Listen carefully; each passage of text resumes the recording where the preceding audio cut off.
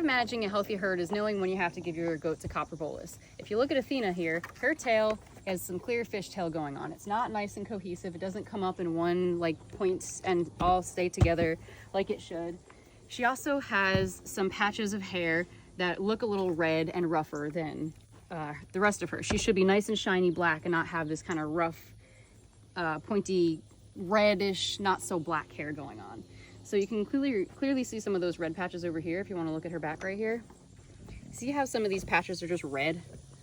That kind of indicates that she needs copper. So those rough patches that are kind of discolored, along with how her tail looks, hi Sandy, indicates that she has a need for a copper bolus. Copper boluses come in two different sizes. They come in this size, which is a 2 grams for kids, which is anything under about a year old or a certain weight. Just make sure you read the packaging. And also has a double size for older goats or bigger goats. So I have copper bolus. You see how inside the copper bolus it has these kind of pellets?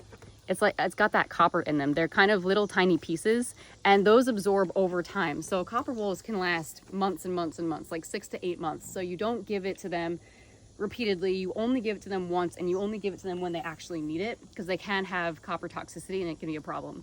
If you don't have a bolus gun, you can use something like this. It is a feminine hygiene product. Somebody you know might have one if you do not own these. But what I like to do is dip it in a little bit of molasses.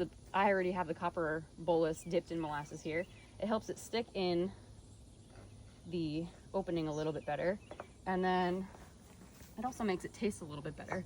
So when you give a goat a copper bolus, you're gonna put the apparatus in their mouth and you're gonna go all the way to the back of their throat. Now, Athena is notoriously difficult to give things to that she doesn't want given to her. And you want to make sure that it goes down the back of their throat and that they're swallowing it. So you want to also feel, so I can feel it's right here. All right, so we verified that we got that down. She swallowed it, no issues.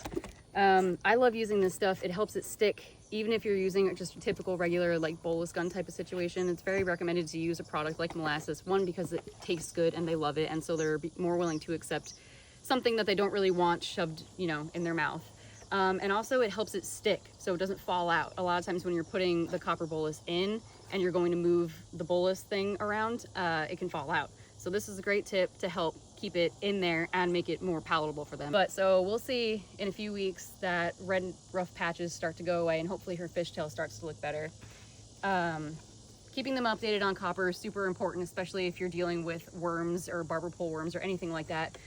Copper has been shown to help out with barber pole worms and just kind of keeping them healthier overall. So it's definitely something that you want to keep up to date on, but just monitor some of those signs. Keep watching their tails, watch for those rough patches, and make sure that your herd is happy and healthy.